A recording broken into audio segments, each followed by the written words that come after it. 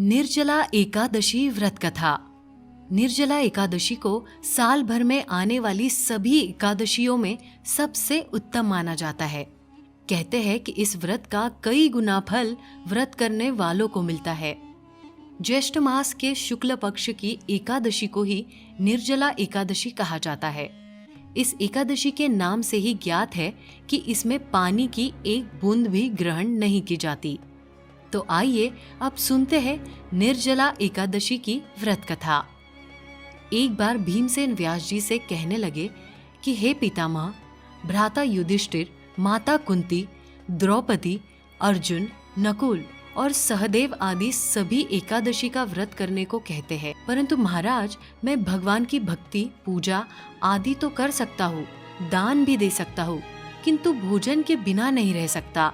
इस पर व्यास जी ने कहा कि हे भीमसेन, यदि तुम नरक को बुरा और स्वर्ग को अच्छा समझते हो तो प्रत्येक मास की दोनों एकादशियों को अन्न मत खाया करो।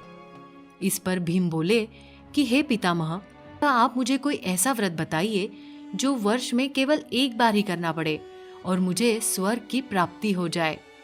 इस पर श्री व्यास जी विचार कर कहने लगे कि हे पुत्र, बड़े बड़े ऋषियों ने बहुत शास्त्र आदि बनाए हैं जिनसे बिना धन के थोड़े परिश्रम से ही स्वर्ग की प्राप्ति हो सकती है।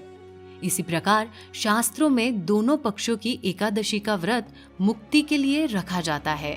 ऐसा सुनकर भीमसेन घबरा कर कांपने लगे और व्यास जी से कोई दूसरा उपाय बताने की विनती करने लगे। कहते हैं कि ऐसा सुनकर व्यास जी कहने लगे कि वृषभ और मिथुन की संक्रांति के बीच ज्येष्ठ मास के शुक्ल पक्ष की जो एकादशी आती है उसका नाम निर्जला है। इस एकादशी में अन्न तो दूर, जल भी ग्रहण नहीं किया जाता।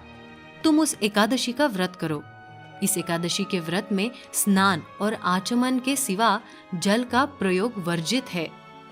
इस दिन भोजन नहीं करना चाहिए और ना ही जल ग्रहण करना चाहिए, क्योंकि भोजन करने से व्रत टूट जाता है। इस एकादशी में सूर्योदय से शुरू होकर द्वादशी के सूर्योदय तक व्रत रखा जाता है, यानी कि व्रत के अगले दिन पूजा करने के बाद व्रत का पारण करना चाहिए। व्यास जी ने भीम को बताया कि इस व्रत के बारे में स्वयं भगवान ने बताया था। ये व्रत सभी पुण्य कर्मों और दान से बढ़कर है।